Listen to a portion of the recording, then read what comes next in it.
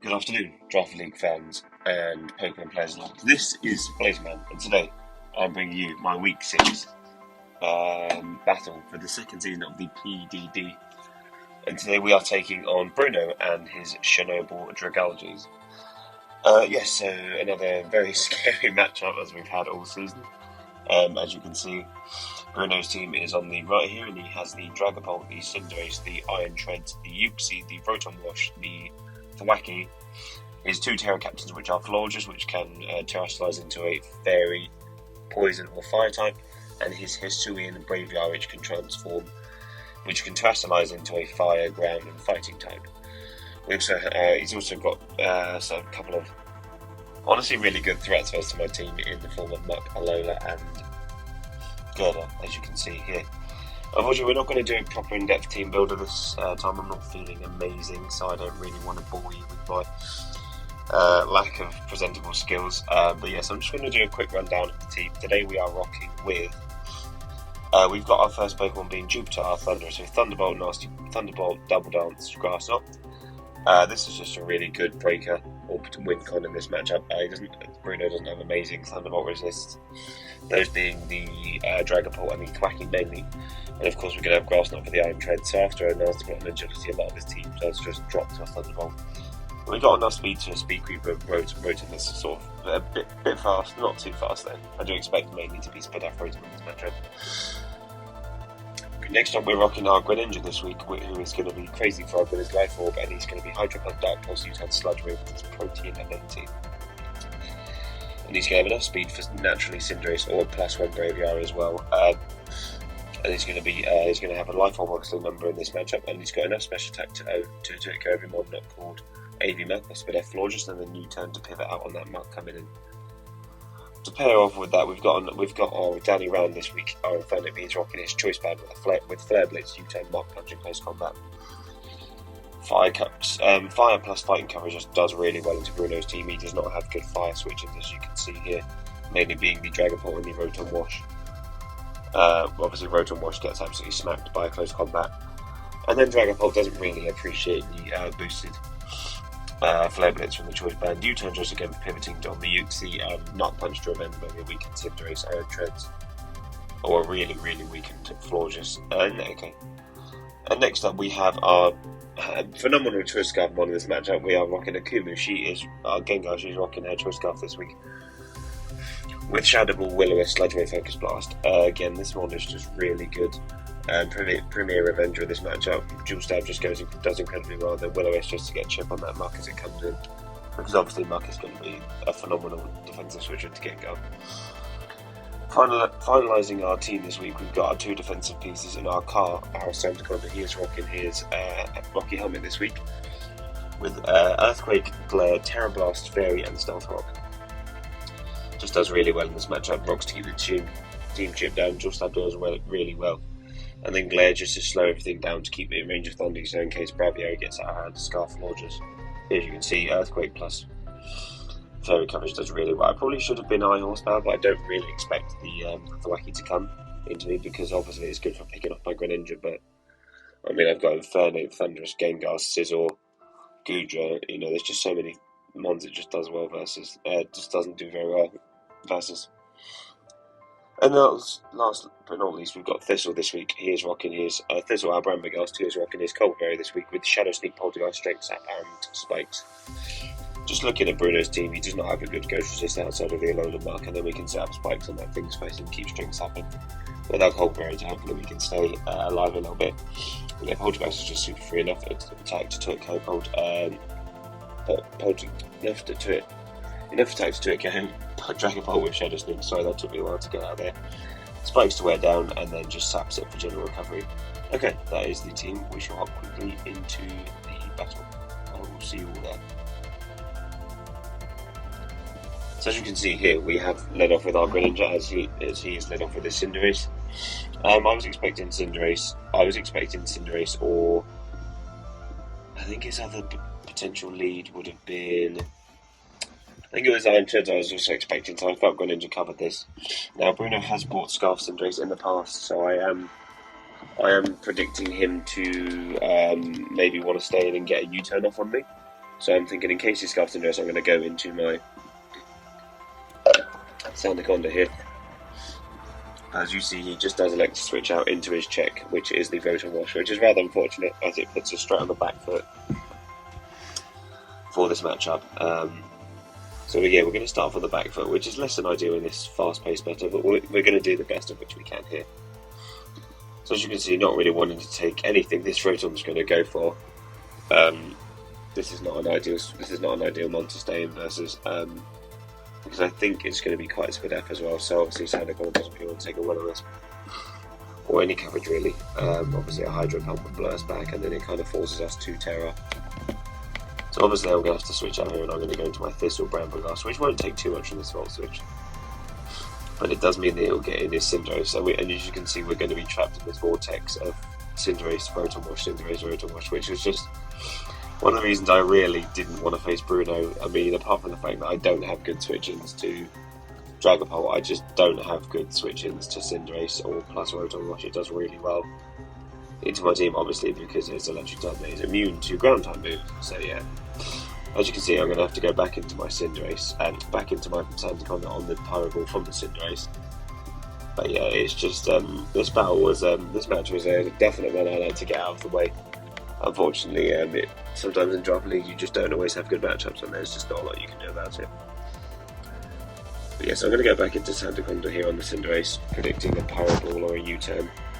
And as you can see, I'm not actually packing any reliable recovery this week, so Pyro Ball is going to hurt. But he does not unfortunately miss, and he does pick up, and that does just under 50%. But yeah, I'm going to elect to Terra Fairy, because I'm thinking he's going to U-turn, and I'll get out my Stealth Rocks as the Rotom comes in here. Unfortunately, we are still going to get locked into the cycle here. I think another good play would have been going Brambleghast on the U-turn, because then that would have let us have a free turn with going Brambleghast on the U-turn. That gives us a free turn where Rotom is forced to click Volt Switch. Yeah, actually, I do elect to go for Glare here. Actually, I think I had a feeling this Cinderace were a good boost, so would allow me to slow down anything that potentially wants to come in on this. Being the Rotom Wash, of course, or the Uxie, I thought could have potential of coming in here. I thought getting a Glare off would be good. You do see the Cinderace go for the U-turn. Obviously, it's the Barrow. Does fatal damage, and then he does take Rock Helmet, which is ideal. The only unfortunate part being that our Sandaconda is fairly low here. So we are going to see the Uxie come in here. Obviously it's just a really good pivot into Sandaconda. I can't really touch it with my main stab. We're able to snag a Glare here, so not able to keep this thing paralysed potentially. And it will be, obviously it's probably be slower than most of our team anyway, but it'll definitely be slower now. This will allow me to go into my Brambleghast pretty freely. I was thinking of going into my Greninja, but I didn't really want to take the U-turn to the face. Obviously that would not be a good idea with Body Press. But the thing with Bruno's team is he has, like mine, he's got a lot of pivoting, so once he starts he'll just keep going and going and going until he gets into what he wants to. So in hindsight I probably should have stayed in predicting him to U-turn. But yeah, I wasn't feeling too well. This is kind of the start when my cold was happening, so I wasn't feeling too well playing this match, so my head wasn't where I needed to be.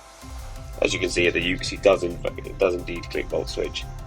Doesn't click U-turn and switches out. I mean, if we had stayed in with Sandaconda, the Rotom would have come in anyway, so the only thing we would have really gotten would have been some chip with that Uxie with our helmet. So you see the Cinderace is going to come in here, and unfortunately this is going to be the first situation where the Cinderace can just pick up a KO for free, because I don't have Pyro Ball switch-ins. I don't have Pyro Ball switch. I don't have the best Pyro Ball switch-ins anyway. But with these 6, I don't have good Pyro Ball switch-ins. But yeah, if I'd have been a bit more offensive with my Greninja turn 1, we probably would have been in a better position clicking Dark Pulse as the Rotom comes in. But Bruno just had a really good matchup into me, so I'm honestly, I'm not even that mad about how this battle transpired. But yeah, because you can't prep for everything in Draft League. We're a little bit trapped in the vortex here, boys. Sometimes just you get out matched in your prep, like as you get out matched with your team. As you see, the Cinderace is going to pick up the Pyro Ball. It isn't going to kill us, but it will be a 2 KO, unfortunately. Cinderace is going to claim the first kill of the match, as our Sand Conda is going to go down to a Hyper. I was debating clicking Stealth Rock, but I thought, no, if he misses, I want this to kill this with the EQ, but unfortunately, as you see here, that he does connect all of his Pyro Balls, and Sand Conda is going to go down, which is really not a good start for us in this matchup. It is really not a good start for us. We could really have done with that Mon missing a Pyro Ball and killing it with the EQ. So I'm going to elect to go into my gun on the Cinderace, and I'm just going to do what I should have done in the first turn of League Dark Pulse, as I predicted Rotom to come in here, because he didn't bring his Florges, so all alone the muck, but I think Rotom is the more likely switch, and we've seen him switch into it before, so yeah.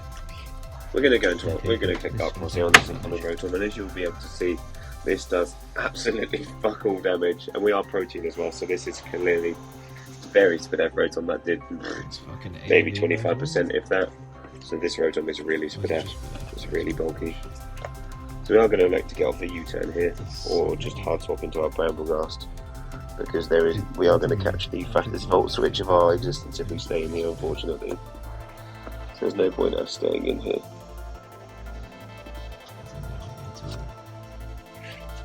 And yeah, we're just going to have to keep playing, see if we can chip this team down a little bit and get in range of our Thundurus. No, I think I predicted him to go for the was it? I did. Yeah, it was this turn. I predicted him to go for the Volt Switch. So I think, okay, I'm going for my Thundurus. Get off a free nasty plot here.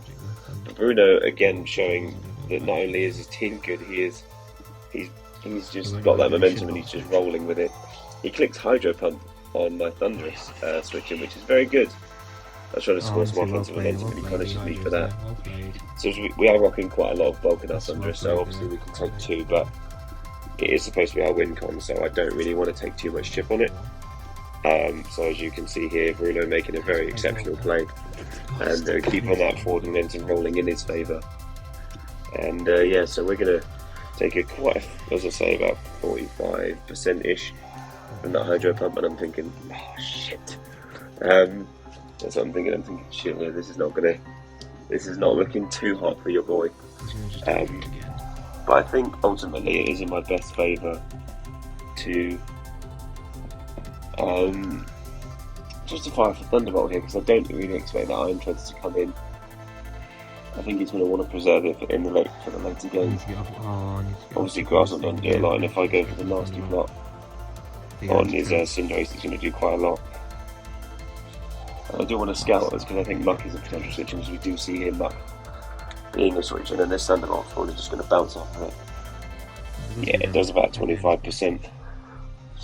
And you do see that he's Black Sludge, which makes a lot of sense. AV or Spadef Black Sludge was the start I expected, because it just does a really good matchup into ones like my Gengar, my Thundurus, my Screamtail. Just does a lot of damage in this matchup.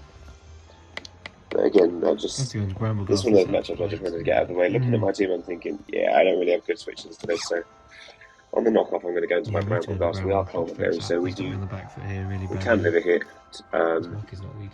and get up some spikes to help out with the pivoting against this team. Although, yeah, so we can just get up some spikes and click and just click straight jab. So you do see he's going to go for the poison jab, and he does snag 30% poison touch here, which is less than ideal, the 60% chance, so it's more likely to hit it than not. But yeah, this matchup is unfortunately slowly going downhill for your boy. We're not looking too hot in this matchup. I do elect to go for the Shadows League straight up, so I predicted him to go for the knockoff because we are Cold Berry. So we do live this hit. As you see, the Colber's going to come off, and that knockoff is going to still do a fair amount of damage. The worst part is the poison as well. Like the poison just kind of sealed the deal. I'm just strength up again, and then I'm going to spike. But good. Not only is he slowly getting back up to full, he's we're also getting to it KO'd by this knockoff because of the poisons, which is the worst part of the thing. Yeah, Bruno just showing here that is how well you can abuse a matchup that's in your favour. As you see here, that does again just under 50%, but with the poison, it's going to be over 50%, and he is getting back up to full with that black sludge, unfortunately. So yeah, we just barely hang on above 50. I'm gonna have to strength up again, and this map's gonna be back up to full, which again is less than ideal. But again, This muck is going to be a massive problem for me to kill, obviously because my Sandaconda. I knew that as soon as my Sandaconda went down, this muck would be a massive problem for me to kill. Although I do still have my Nile in the background, so I do want to get up some spikes. Mainly to punish this muck.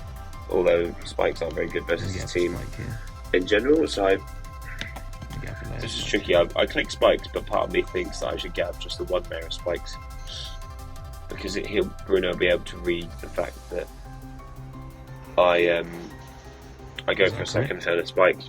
No. And I think all spikes are good, which they are, but it's the fact that he can go just his boots in the race and get that off, whereas I could have gone for Poltergeist. He got me in the vortex. He got off a lot of damage on that. He got off a lot of damage on that in the race. As you see here, Bruno doesn't elect to make that play of going into his Cinderace on the strength up. And again, as you can see his boots. Again, a Poltergeist would have been a really good play there. But again, I wasn't feeling amazing, so I wasn't thinking as far ahead as I would have liked to have thought. Yeah, we're just going to, unfortunately, this is where Bramwell's going to have to go down here, because this Cinderace is just way too good. This Cinderace is just way too good. I don't know how good Cinderace is this mod at all. I think on my team really wants to take 2 Powerbulls, especially because Inferno is slower than this set as well. Yeah, this is going to be it's going to be a tough battle to come back from. Tough position. We're back in the corner. We're backed in the corner here, but we're going to do our best to come back out of the corner. We're going to do our best to just hopefully win, but worst case just knock off some big points here. Yeah, obviously I'm going to go for the Poltergeist if I do live this, which if it was Jolly Boots, it was a roll from full. But I think ultimately the fact that it was alright, I just click ShadowStitch just to get off some chip on this thing. Obviously that does a good 20. No, he doesn't miss at all. No. 20-25%. As you see, the Powerball is just going to connect to KO. This is not going well. This map, so that's okay, because then we can bring in our Greninja, and Greninja is looking pretty good here. That Rotom's nice and chipped down. The Muck's going to take a spike and then going to take a hit here. So with our Crazy Fog's looking pretty good. Depending on what item that Rotom is, we can definitely do a lot of breaking power here. Part of me does kind of regret not being Battle Bond, but I think the Protean was good. It's good to break. I found I have to click the U-turn now. So we are just going to go for the U-turn here, because I do expect that Rotom to come in, or the Mug to come in here. So I try and I try and swing some offensive momentum back in my favour. Predicting, let's say, the Rotom or the Mug. Good, he doesn't stay. Think of wash out. So just allowing me to get off a free. That's fine. As you see here, the Roam does come in, and it takes quite a bit from U-turn, which is quite funny showing how split he is. So I go into my Inferno here, and then I'm just going to click. And you do see it's the Citrus, which is unfortunate. Yeah, I was thinking it was going to be Citrus because I didn't see lefties. That's a fucking pain in the ass. But yeah, we're going to go into Inferno here. And as you see, we're going to have, not as you see, but as we're going to go into Inferno here. Now, part of me does want to click. I think the optimal play would be clicking U-turn, because I know that Yuxi's going to come in, because there's no way that Yuxi is ever. There's no way he sacks this. He sacks this because he's got that in the background. So I should have clicked U-turn on the Yuxi coming in, but I do unfortunately. I do think that I might have to click close combat. But I know that Yuxi's going to come in, so this is a play of which I regret. I should have clicked U-turn. I know that, because then I could have gone back into my Greninja. And the cycle could have kept going. As you see, this Yuxi's going to take absolutely nothing. And this is going to take nothing for this close combat. So there was a misplay there, unfortunately. That the offensive momentum's come back into Bruno's favour. Okay, I can still get. And yeah, we're not. Your Winchester Medichams aren't looking too hot, but it's okay. I'm going to go into my Gengar here and get off a free Shadow Ball, because it is still relatively free. If the Muck comes in, I can burn it with spikes and chip. Spikes and burn chip. We get a camera. So you do see the Yugi just going to get to get out of his stealth box, which is again not ideal. I could have forced out the Yuxi with my Gengar or my Greninja, as it tried to get up Stealth Fox, but I'm just going to click Well Wisp as the Gengar, as the 1000% obvious hole and Muck comes in here. Please do not miss. Just to get the most chip damage off on this thing as I can. Yeah, so as you see the Muck does come in here, I get chip off on it, and it's going to. But unfortunately, I'm going to have to go into my. I'm going to have to go further up here on the knock-off because everything else is going to die. Everything else is going to take way too much damage. I have to go back into the Bennett, which is a problem. Because this is just going to be way too much damage. In hindsight, I could have gone Greninja, but Greninja doesn't really get me anything because it's just double knock anyway. So I'm just going to go for the Bennett here. Take the knock off, but we can still go for the Flare Blades. My mind now, really, to win. On the Muck as it comes in, as he switches out to Uxie. Or we can go for the U-turn as well, because we're not locked in anymore. We do take rocks here, we do take knock off, which doesn't do too much, but it's more the fact that we lose our item. Because Band is just so good versus Bruno, it really put Bruno on the back foot. Like it pretty much took him. And this Muck took like 60-70% from it, like in a close combat when it was banded. But yeah, so we're gonna be in a little bit of a rough spot, but we're gonna click Flare Blades because looking at Bruno's team, he doesn't have good Flare Blade switch-ins. I'm gonna click. If Rotom wants to come in, he can take a Flare Blades into a CC, and it just does so much damage. So yeah, we do see that Bruno is obviously going to switch out into his Uxie because why wouldn't you when you have a? Oh no, it goes just round wash. Okay, this is good. This is a nice chip on this. This is good for Greninja. So yeah, you do see that the we're gonna get, and we do snag a vote, which is nice. But yeah, this Rotom was gonna go down the other way. So I believe I'm gonna U-turn or close combat. I think we're gonna close combat here because, yeah, I think I'll close combat because I can kill this thing off on him. If the Dragon Ball wants to come in, we're just going to sack something off. But yeah, we're just going to go for the kills again, just to make sure. In case the Uxie wanted to come in there. Kills, Jesus Christ. Close combat. Yeah, we'll see what comes in. My guess would be probably. I don't really want to lower my defense set in case Cinder is coming. I think. Probably Ace. Oh, we see the Iron Trance. And that says. What's the OGC? Take Spike and it's booster. Okay, is it booster speed? That's speed. That could be a problem. No, it's booster speed. Okay. I think with Inferno, I'm going to have to. Why is so tiny as well? I think with this, I'm going to have to take Muck Punch, unfortunately, because I lose to Muck. I don't have good switches to this thing, but I don't have any switches. The question is, I think it's best just to hit what was in front of me. Obviously, it's going to be faster than me. And really? Oh, okay. Yeah, hit what's in front of me here. Just take Muck Punch and get this thing in range. I can win. I can't win it for him. What do I do here? Because my Gengar can revenge you with Shadow Ball. This set does just win, to be honest with you. I have to put it in range of Gengar. So we do go for the Muck Punch here. It does a little bit of chip, brings it just above 50. We do see the Earthquake, and unfortunately that is going to KO us. So, yeah, like I say, I didn't play Inferno the best in this matchup, but hey, we don't always, make 100% plays. Sometimes we do get affected. But yeah, so I'm going to go legs go into my Gengar here, obviously, because it's the only one that can outspeed and kill it. In hindsight, I think I'm going to go for Shadow Ball because I think Shadow Ball should pick up a KO on this thing. Yeah, Shadow Ball does pick up a KO on this thing. And I can it stops anything from coming in. The only issue would be the yellow knock at that point. I should be able to put it into Gren. Yeah, I'm going to go for that. Where's his I think I'm going to have to go for I have to risk a Focus Blast here, which is not fucking ideal. I think I'm actually going to have to go for the Focus Blast in case he tries to go into another. Because Marcolona doesn't take anything. I have to risk it. It does bring in Dragon Ball is the only problem, but I think I have to go for the Focus Blast. I do have to risk that. Yeah. I have to risk a Focus Blast. Maybe he's DD Pulp though, that is a bit shit. Yeah. Well, at least it would guarantee kill the Marcolona because it does die after It looks like it is in range. I do lose this thing if I don't kill this, so I'm gonna have to go for the. Let's go for Focus Blast. Hitters don't miss. I'm gonna have to fuck it. Hitters don't miss. Hitters don't miss. There we go. Hitters don't miss. Let's fucking go. Perfect. Hitters don't miss. Perfect. Good. I'll take the It's just GG, but I mean, I just killed the dog. Killed the Iron Tread. So that is 2 months down there. No 6-0, which is Gengar is how I win this game now. For sure. very happy with.